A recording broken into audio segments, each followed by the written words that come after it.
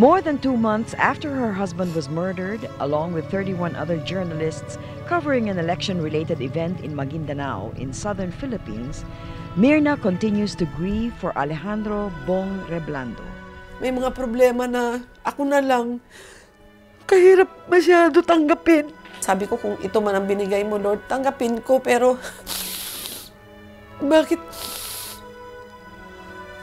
bakit ganito? Sabi kong ganyan, hindi na ba ako pwedeng maging masaya?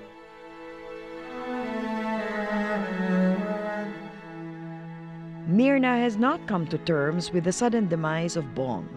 Together with her brood, she visits her husband's tomb every week to ease her loneliness and fears. Kahirap kasi 7 ang anak namin, umaasa sa amin kahit yung may mga asawa.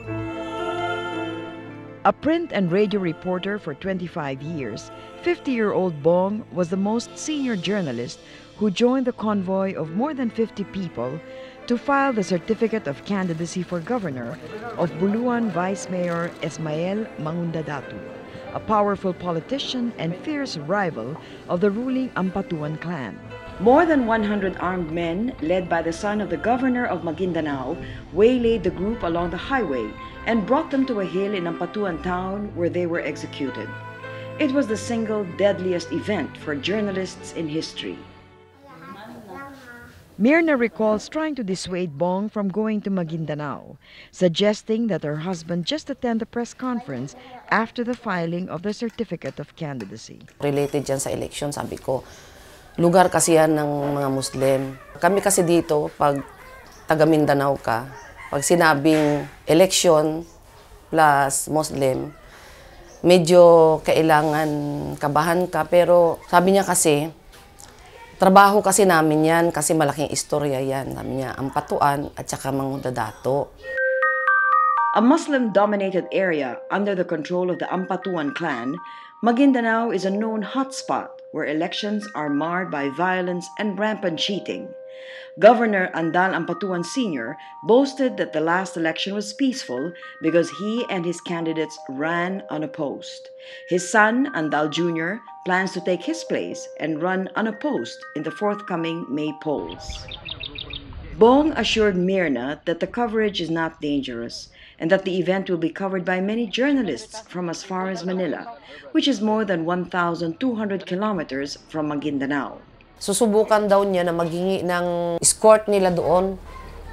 So, ang sa akin naman, kampante naman ako sa mga sinabi niya kasi noong napipicture ko yon, sabi ko, siyempre hindi naman kilala niya naman si Kaiton. Kaya sabi ko, makahingi yun ng tulong kung sakali. Sabi ko, mag-aga ka na uwi. Niya, mag-aga akong uwi kasi bukas na tayo mag-day. Let us acknowledge our failures. Bong never came back. Myrna saw him at the funeral parlor the day after the massacre. It was their 35th wedding anniversary. She could not recognize her husband anymore. Wasak yung mukha. Yung ditong left, ito wala na itong forehead niya dito. Yung isang mata niya, wala na talaga yun. Yung tenga niya, naglaylay daw yun, wala na rin. Tapos wasak na yung katawan niya. Umiyak ako, sabi ko, ganito ba ang kapalit ng trabaho na gustong-gusto niya? Myrna had pleaded several times for Bong to quit his job since he is not making enough money for the family. Sumunod naman siya sa akin, pero naawa din ako nung bandang huli kasi matamlay siya. Nung pinahinto ko na siya maging media, matamlay siya. Kahit magwalis-walis siya, mag-ano siya ng mga customer, hindi siya masaya. Kasi alam ko sibong masayahin na tao. According to Myrna, journalism was her husband's only passion in life. She says Bong believed that people will not deliberately harm a journalist. The November 23 massacre proved Bong wrong. Today, Myrna is the sole breadwinner of the Reblandos and the hand-picked leader spokesperson of the widows of journalists killed in Maguindanao. In her new role, Myrna travels to Manila from General Santos City, 1.5 hours by plane, to attend the weekly court hearings against the members of the Ampatuan clan and 182 others in connection with the Maguindanao massacre. She is not optimistic about the case. Bakit gano'n na kailangan pang i-bail yung isang kriminal na dapat tuloy-tuloy na sana siyang kasi no bail ang 'di ba, ang murder. Sabi ko, bakit gano'n, no? Pag mayaman, nakapatay ng marami, kailangan ipadaan pa sa proseso na hindi tama. Kasi alam naman natin, lugar nila yun. Yung bakho, anong ginagawa ng bakho na sa kanila yun? Tapos yung mga tao na na-assign doon, kanilang area kasi yun, na kanila yung MILF, sabi ko, tapos ang mga local pa na mga pulis, kanila. So, imposible naman, sino bang pwedeng pumatay? Myrna knows that they are up against powerful people. She fears for her safety.